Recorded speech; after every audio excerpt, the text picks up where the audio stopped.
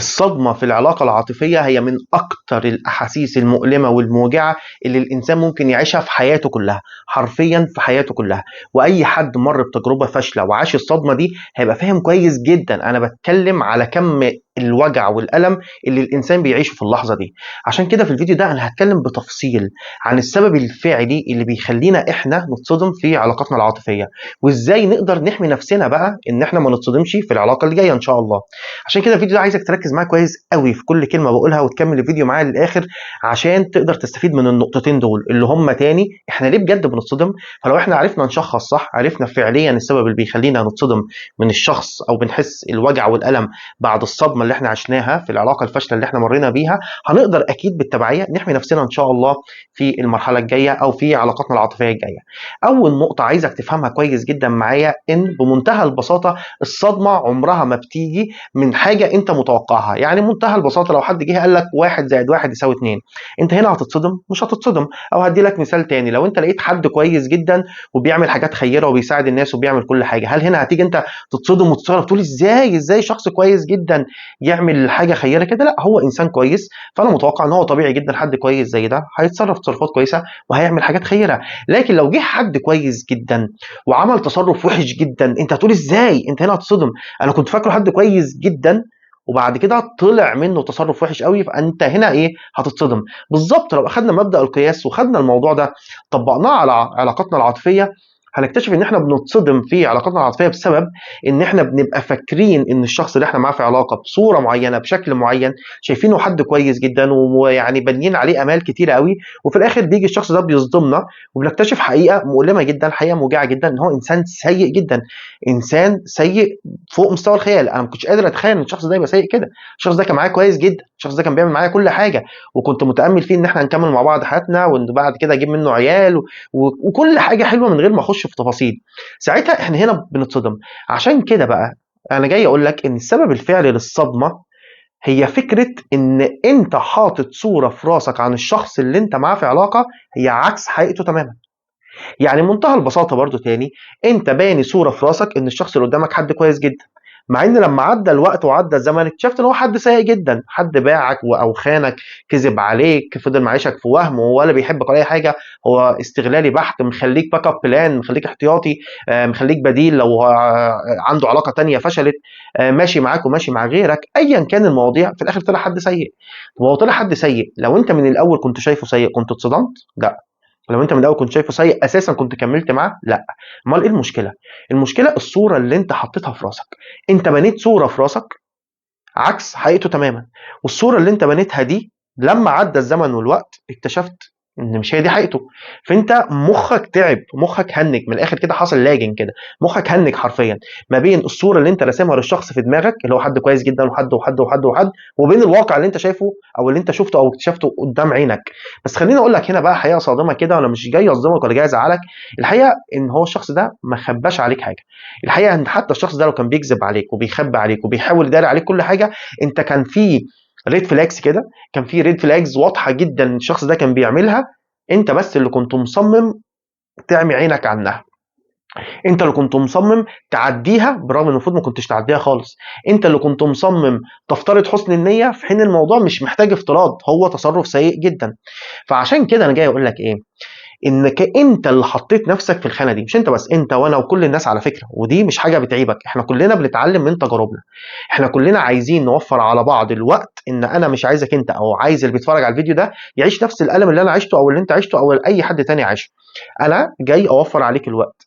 دايما حط في عقلك الموضوع ده، الصدمه بتيجي من ان انت بتبقى حاطط صوره معينه في راسك عن الشخص عكس حقيقته تماما، والصوره دي انت اللي بنيتها، هي ملهاش اي علاقه بالواقع، انت اللي افترضتها.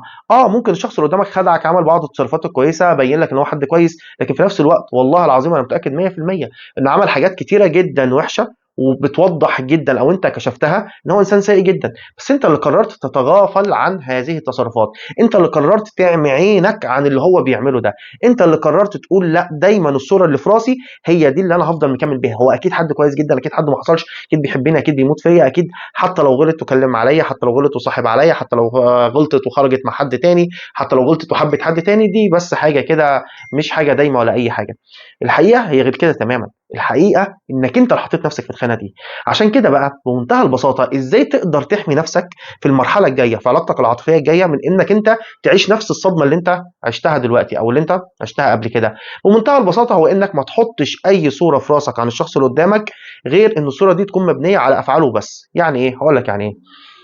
بمنتهى البساطه يا جماعه، احنا لما بنحب شخص قوي قوي قوي بنبتدي زي ما بقول كده الحب اعمى، بنبتدي نبعد عن كل حاجه وحشه هو بيعملها، وبنبتدي كل حاجه وحشه بيعملها بنركنها على جنب كده، وبس بنحط الحاجات الحلوه. قد ايه يا سلام، واو، فظيع فظيع الموضوع ده، صح؟ انا مش عايزك تعمل كده خالص. عايزك تقيم اي انسان بناء على افعاله. انسى مشاعرك دي، مشاعرك دي حبه اوكي، شيلها على جنب، بس مشاعرك دي مش على اساسها التقييم. ايفالويشن او التقييم بناء على افعال، لا بناء على كلام ولا بناء على مشاعرك ناحيه الشخص ده.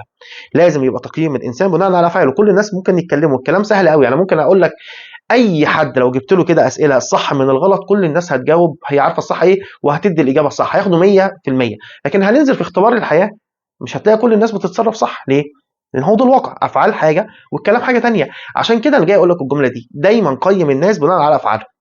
سيبك خالص من مشاعرك، حب الشخص او حبها او حبيه زي ما انتوا عايزين، لكن تقييم يبقى بناء على افعال. وريني افعالك ايه.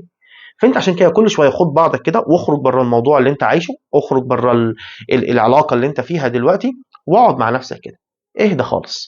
قول لنفسك كده انا الشخص ده افعاله معايا ايه، افعاله، مش الكلام اللي بسمعه منه ولا مشاعري ناحيته.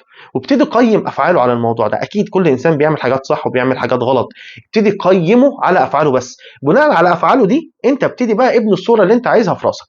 لكن ما تجيش عشان انت حبيت الشخص ده او عشان انت كنت بتجري وراه وتتمنى رضاه او تتمنى انك تكون معاه في علاقه او انك ضيعت عمر ووقت كتير فمستخسر تبني لسه علاقه جديده مع حد تاني من اول وجديد، فانت تقرر انك تكمل حياتك كلها مع شخص انت شايف كويس جدا انه بيعمل كتير جدا افعال سيئه جدا. مش موضوع مش محتاج. فانت بتفضل مقرر تعمي نفسك تعمي نفسك تعمي نفسك، تخبي عينيك كده لحد ما هتيجي وقت وهو اللي هيشيل ايدك وهو اللي هيقول لك شوفني على حقيقتي انا انسان سيء جدا. ساعتها انت هتتصدم، ساعتها انت هتحس بالوجع والالم اللي احنا بنتكلم عليه، ساعتها انت هتنهار. فانت ليه تعمل ده كله؟ لا خالص. من الاول خالص وانت داخل ان شاء الله علاقتك الجايه فكر بالطريقه اللي انا هقول لك عليها دي.